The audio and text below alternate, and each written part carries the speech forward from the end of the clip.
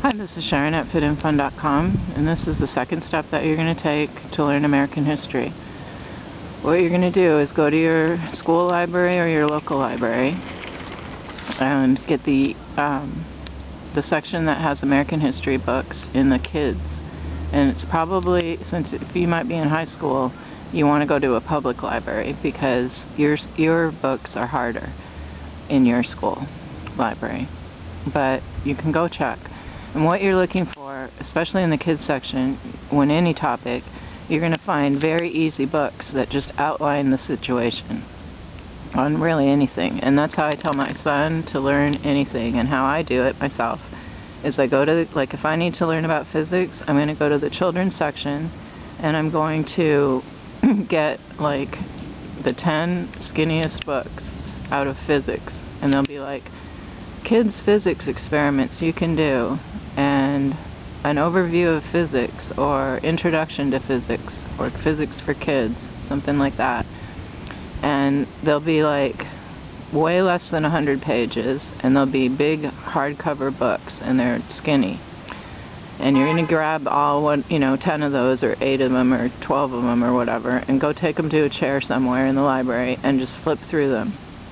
And what you're going to see is repetitive outlines of the topic. And we're talking about American history, so you're looking at like whatever you find there. And how you even get to American history in the kids section is by the Dewey Decimal System, and I think it's in the 900s somewhere, but find the American history section and there you are. And the reason I always start with kids books is because they do outline the facts like that, and they don't get into a lot of detail, and it's just easier to get an overview of the topic without getting all the pages of information about it, just knowing what it is.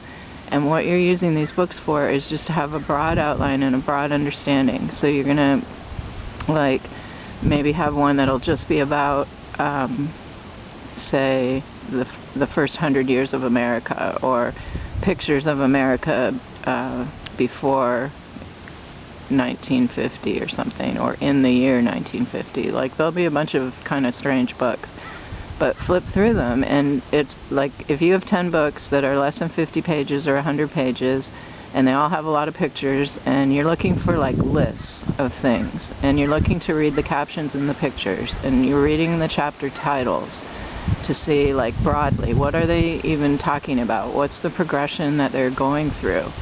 And you can take notes, but really you're just flipping through them, and you're not checking these books out, except if you find one of those books, like literally this happens to me almost every time, at least one of them will be just excellent, and it'll really lay it out good, and it's got an excellent bunch of graphics, and it's not too heavy, and it's just a nice book. So check that one out, and that one you're actually going to read. And you might have 2 or 3 in that category.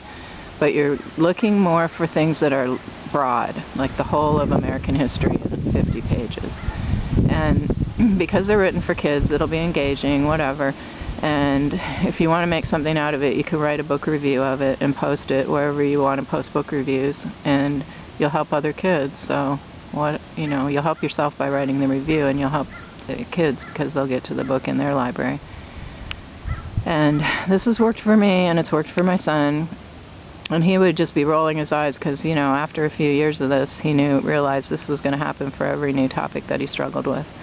And like for me, the 800s is the writing, so I've read like every book in my library I've looked at, in both the children and the adult, and there's some in the children's section that are better than the adult.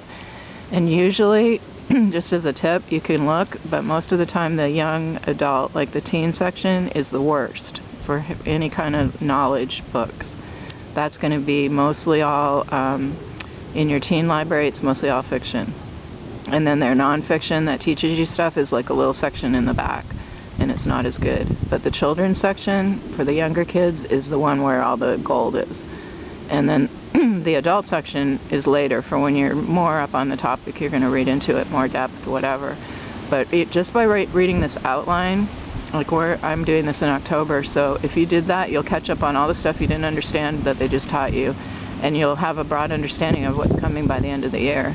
So all that helps all the way around, because sometimes what happens in school is they start talking about something. I remember this happening to me in math, because I do this for everything, for anything I'm going to learn. I learn something first and then go to the details. But in math, sometimes if I was just trying to hang on, because sometimes that's how math is for me, and they would start, a new chapter, and it would come out of left field. I'm like, what is this? What does this even mean? How does this relate to anything we've said?